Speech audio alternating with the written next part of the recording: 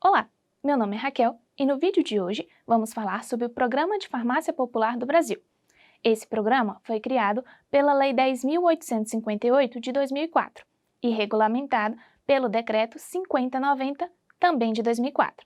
O objetivo é oferecer mais uma alternativa de acesso à população daqueles medicamentos considerados essenciais.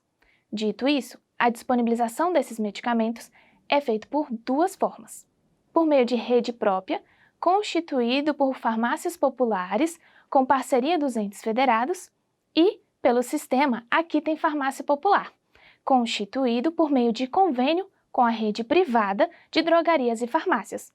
Hoje, excepcionalmente, vamos falar sobre a rede privada de drogarias e farmácias. Isso porque o entendimento do TCU é que, na medida em que você outorga ao particular a gestão de recursos públicos do Programa Farmácia Popular do Brasil, esse se submete à obrigação de prestação de contas, conforme prevê o parágrafo único do artigo 70 da Constituição. Não só isso, mas é suscetível à responsabilização por má-fé na gestão desses recursos públicos, inclusive solidariamente com os seus administradores, conforme artigo 71, inciso 2º da Constituição. Dito isso, deve-se ter atenção ao gerir recursos públicos e aos atos normativos legais, sob pena de ter instauração de tomada de contas especial e uma possível responsabilização por dano ao erário. Dentre esses atos normativos, destaco a Nota Técnica 134 de 2020 do Departamento de Assistência Farmacêutica do Ministério da Saúde e a RDC 357 de 2020, que estendem temporariamente a quantidade máxima de medicamentos suscetíveis a controle e estabelecem a entrega a domicílio.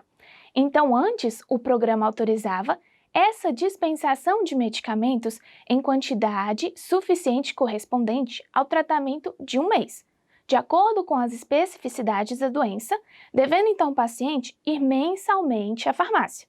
E, inclusive, era vedada a entrega desses medicamentos fora do estabelecimento, especialmente no domicílio, porque era exigido no ato da venda a presença do paciente junto com os documentos necessários para a ocorrência da venda.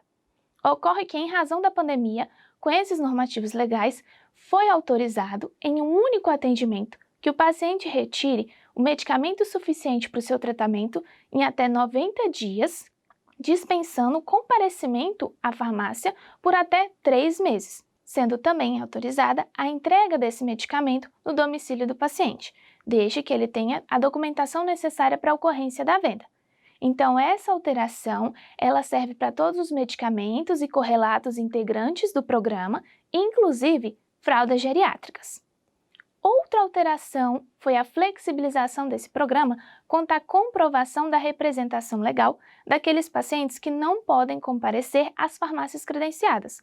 Então, é exigida a procuração, só que em razão da pandemia é dispensada o reconhecimento de firma perante o cartório, desde que essa procuração siga o modelo do Ministério da Saúde. Então, ainda que as regras tenham sido flexibilizadas em razão da pandemia, deve-se ter atenção com a devida prestação de contas, para não cometer nenhuma irregularidade.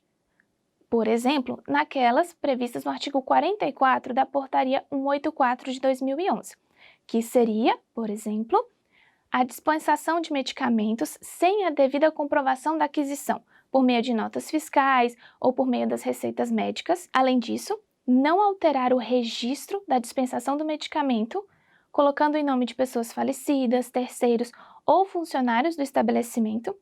Lembrar de não rasurar nenhum documento necessário para a comprovação da venda. Inclusive, não oferecer medicamento prescrito em substituição a outro, em desacordo com a lei. E o mais importante, sempre se atentar às regras da vigilância sanitária. Assim, diante da flexibilização das regras em razão da pandemia e a obrigatoriedade de prestação de contas, a atenção deve ser redobrada, sob pena de ter um julgamento irregular das contas pelo TCU. Muito obrigada!